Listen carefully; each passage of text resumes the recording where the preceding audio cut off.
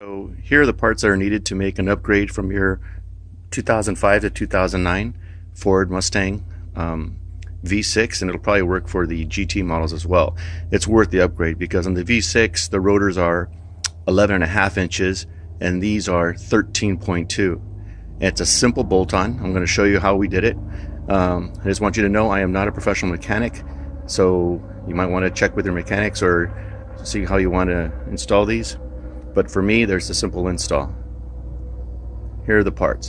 So first I bought Mustang GT calipers from 2011 vehicle on eBay, and buying the whole caliper was actually less expensive than just trying to locate the brackets themselves, and I'll show you later how to do that.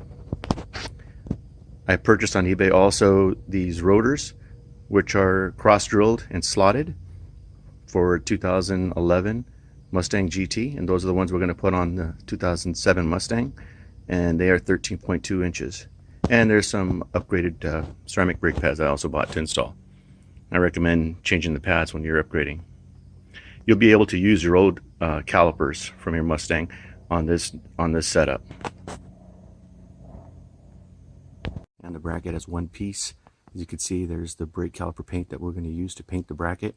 It's because our calipers are already painted that color, so the bracket will match up with what's already installed on the car. It's a simple thing. Once you receive the calipers and the brackets, just take out the bolts in the back, loosen them up, and then remove them.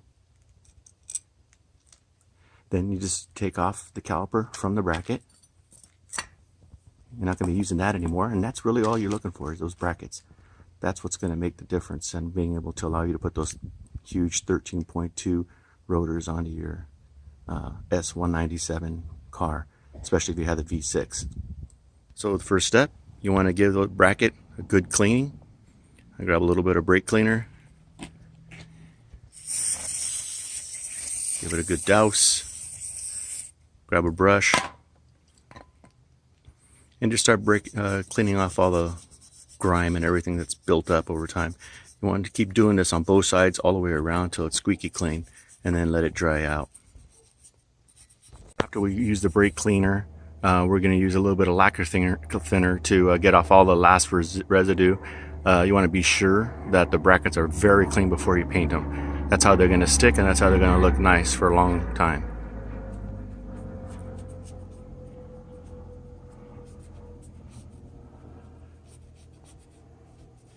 Okay, so we have 4 bolts that we need to remove to take the caliper and the caliper bracket off. The 2 bolts for the caliper itself is 12 millimeter, and it's 15 millimeters to remove the brackets. The brackets are really torqued on tight, so you'll probably need a breaker bar. I already loosened it a little bit. So let's go ahead and start taking these off.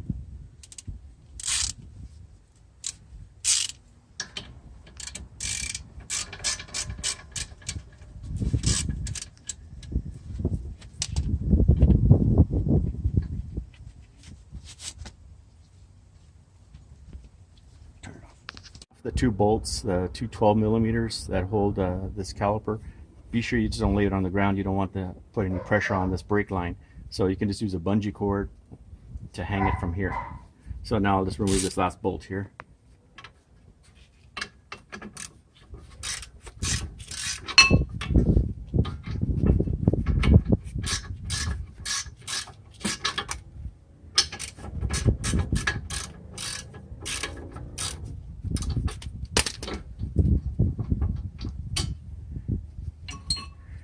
And this is the key to the upgrade. So here's the upgraded bracket that comes from 2011 through 2014 Mustang GT. And as you can see, it's virtually the same thing. Only difference is this is offset taller to be able to compensate for the larger size rotors. And you can see the difference. I'm getting ready to install. And just to make it easier, I went ahead and installed the brake pads because it's a pain in the butt to try to get this rear brake pad in the back once you have this on there. So just to save some time.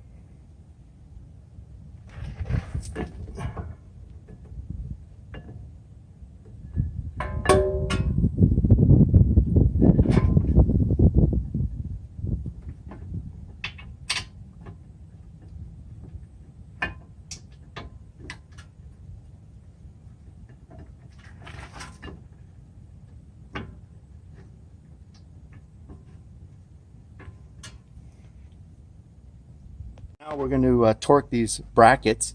The torque is 85 foot-pounds, so it's pretty tight.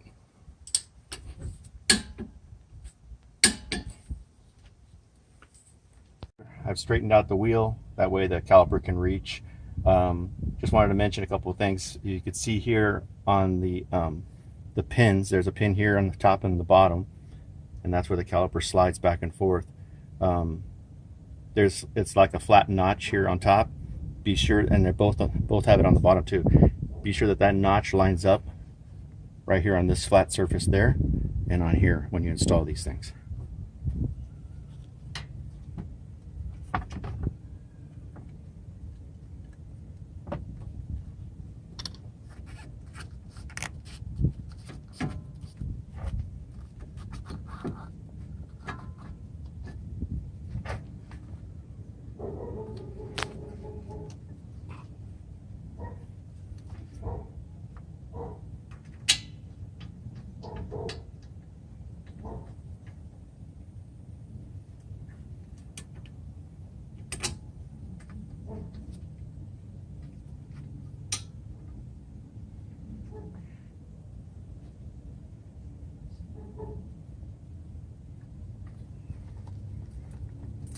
And these things have to be torqued.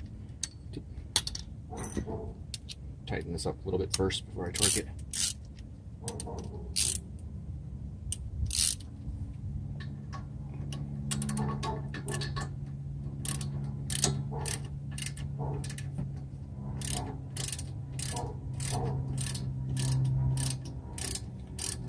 So again, these are 12mm bolts.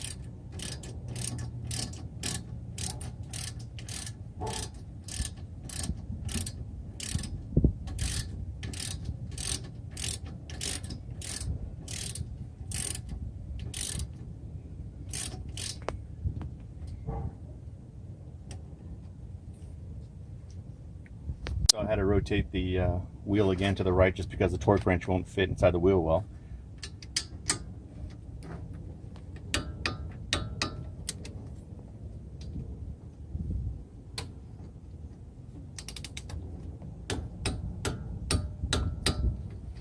And that's it.